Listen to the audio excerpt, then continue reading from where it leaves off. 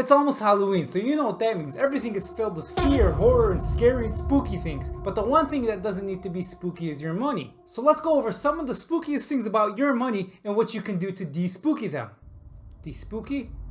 And what you can do to de-spookify them. Let's go with that. Well, the first scary thing about your money is the horror of overspending. This is single-handedly the easiest wealth killer and can make you flat out broke. In today's world, it makes it so easy to buy things. I mean, you can buy things with one click on Amazon. You can buy a whole Tesla, a whole $40,000 car with one click on Apple Pay. I mean, the world is set up to make you overspend and spend money. You no longer have to get dressed, get in your car, drive to the store, look for a parking spot, not find the item you're looking for, so after 15 minutes you decide to ask someone for help, and they don't know, so they have to call someone, and this is a whole 3-hour process to buy that one item. This isn't how the world is anymore. The easiest way to avoid overspending is set yourself on a budget or know where your money is going. I hate the word budget because it's very, very restricting. It gives the idea that you need to track every single dollar that you spend in an Excel sheet, and at the end of the month, find out that you spent more than you actually had. But rather than doing all that tracking, what I mean is you should be knowing where your money is spending and prioritize the things you want to spend on. Rather than overspending in every single category and just overspending in general, pick a few things that you want to spend more on and a few things that you want to spend less on. You could spend more on travel, you can spend more on yourself, but if you don't care to buy new clothes, you can spend less on that, and this way you prioritize where your money goes, you get more of what you actually want, and you overspend less. You could also follow the 50-30-20 rule, which makes it very, very easy to organize your money. It's as simple as 50% of your money should be going to bills, 30% should be going to wants or whatever you want, and then the last 20% should be go savings and investing. And as long as you meet those goals, you should be on the right track. The next scary thing about money is an effect of what we just talked about, and that's the debt monster. See, after a quick Google search, I saw that 340 million Americans are in some type of debt. I'm like, hold up, it seems like a lot of people in debt.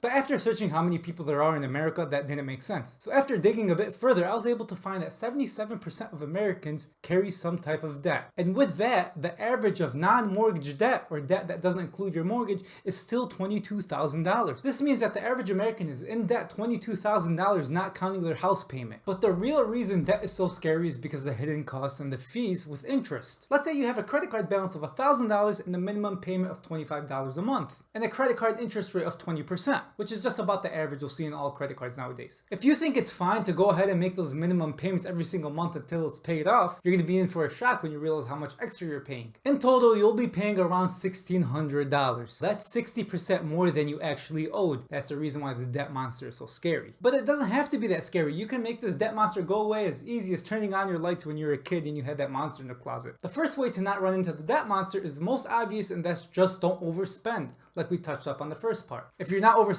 you're not going to have to put things on credit cards that you can't afford, and you're not going to fall into debt. Next, if you are going to use credit cards to optimize points and things like that, it's so easy to get carried away. So only spend what you can afford. A credit card shouldn't be used as a payment plan. You shouldn't be putting big purchases on this and paying them off slowly every single month, unless it is an intro card that has 0% interest. And then lastly, if you are in some debt, make sure to not only be paying off the minimum balance, but be paying off as much as you can, so you could save as much as you can in interest, which means more money in your pocket and less money in the banks. The next money thing that you probably won't realize is scary until you actually have to face it is not having adequate savings. Not having adequate savings in the bank could be very, very scary if something was to happen to you and you need that money. And this is why every single person should prioritize building their emergency savings. An emergency fund is basically a fund that you have that you set aside in the case of an emergency. This should usually be between 3 to 6 months, and if you want to be more on the safe side, you can bump that out to 9 or 12 months. Should this be invested in the stock market? Absolutely not. When you have an emergency fund, it is not meant to make you money.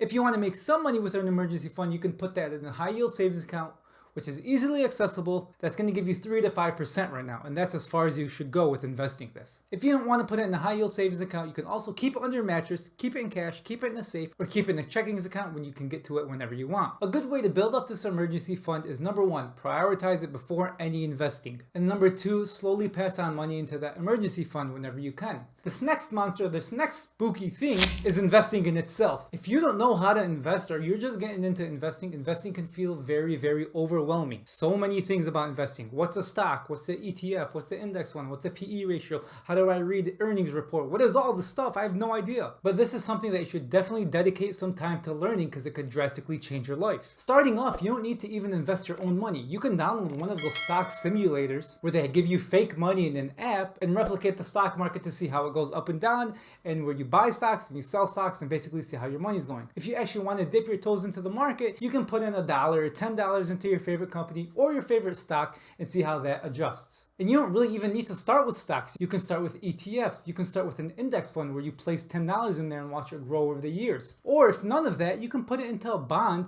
or high yield savings account and see your money go up. So I know investing could be very, very scary when you're starting off in this field. But trust me, it's not that bad. There are great YouTubers like myself, so subscribe to the page and I'll help you learn. Investing itself shouldn't be scary. But one thing about investing that is scary is its investment fees. These investing fees usually come at a price when you're investing in an ETF that's actively or passively managed. Usually the actively managed funds are going to have higher fees. Passively managed funds are going to have much lower expense ratios like 0.03% or 0.06% compared to actively managed where you could see 1 or even 2% on a fee alone. And it's not like they're going to beat the market anyways, so stay away from those investment fees. Another type of fee is a financial advisor fee. There are a lot of financial advisors out there who will charge a percentage. These fees don't seem that high. I mean, they're only 0.5% or 1%. What's the harm in that? Well, over the years of investing, this 1% is going to compound to tens or even hundreds of thousands of dollars. So avoid financial advisors who charge a percentage-based fee, and if you want to see a financial advisor, go with someone who's charges by the hour or a flat rate. The next thing people fear with money is the fear of missing out, or FOMO.